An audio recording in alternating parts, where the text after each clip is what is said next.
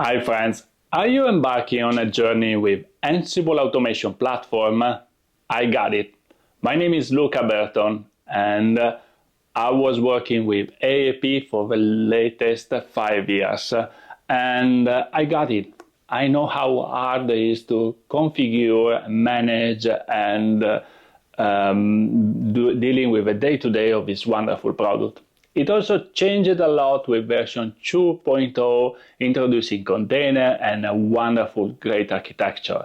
And everything is infused inside this book. So this is the reason why I decided to it. I want to share my knowledge with my community and overall. I taught more than 15,000 students how they can take the best advantage of Ansible worldwide.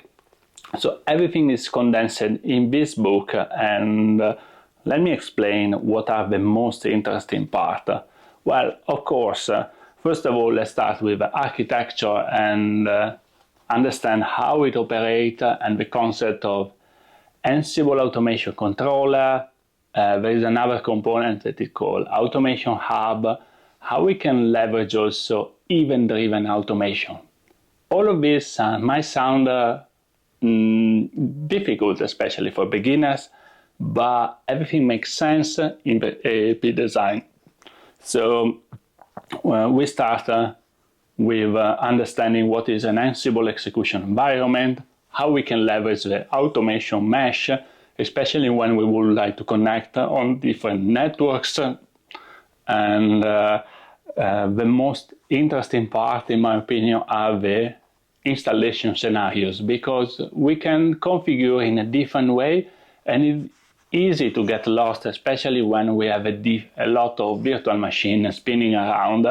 From a single automation hub and Ansible controller with internal database to set up more interesting like configuring external database or doing standalone setup, for example, for automation hub, or be able to complicate more with external database for every node and having multiple controller and automation hub.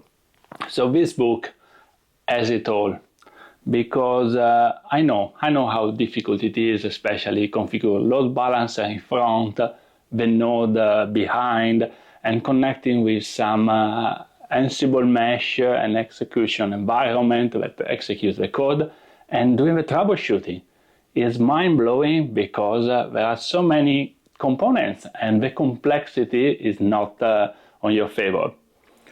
So let's start from the beginning and let's use like step by step. Let's activate our subscription. Let's create the basic execution environment. Let's get acquainted on the Automation Hub dashboard and event-driven automation. Then we are going to move on the setting and authentication, because if we are on an enterprise, we would like probably to authenticate our user, our teams, and using role-based access control, matching probably some enterprise tool like Active Directory, for example. And I know that it's quite tricky, especially for beginners, to create the right query, the right setup, but I include it in the book so you can copy and paste very easy. But maybe your setup is different. Maybe you are leveraging LDAP, or maybe you are leveraging Azure Active Directory. And I try to include the most common scenarios, but also the modern SAML architecture.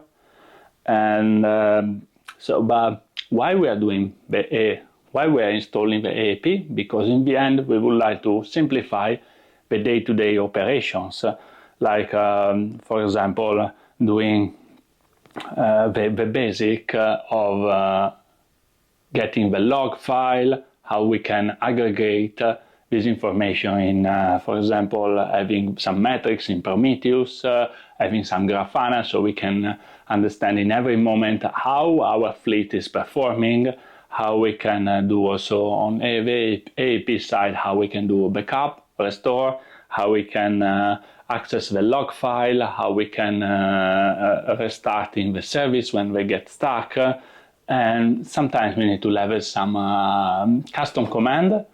And I know that people that used AAP for the first time were not familiar, and the documentation sometimes is complicated to read, and this is why I included everything.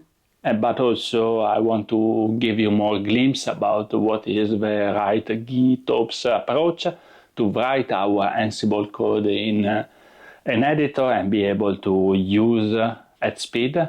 Also is included the Ansible AI, Ansible Lightspeed to speed up our code development.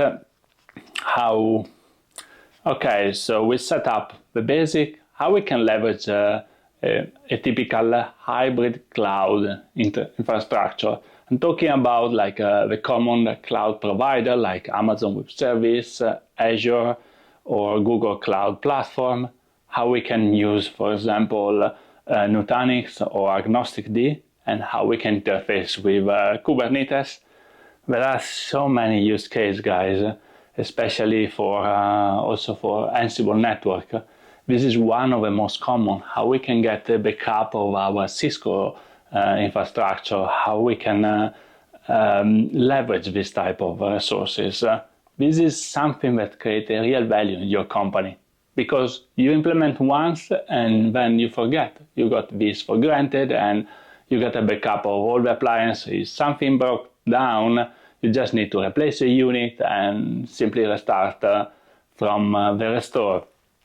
So I really like, because I was trying to infuse also some how to write custom resources, how to write custom plugins, custom module, how to write a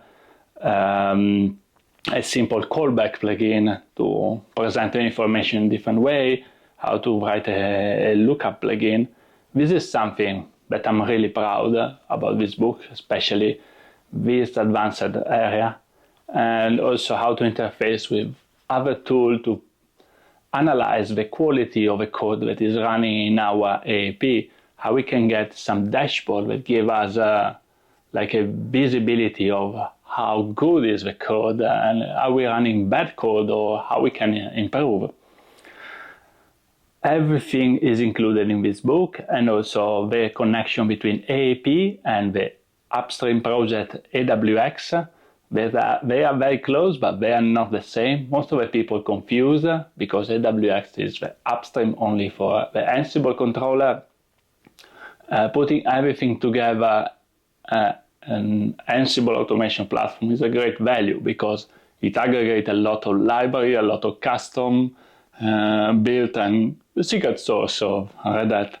So I got it all, and I try to share with you all my knowledge in this book. I can't wait to see you inside. Let's automate more.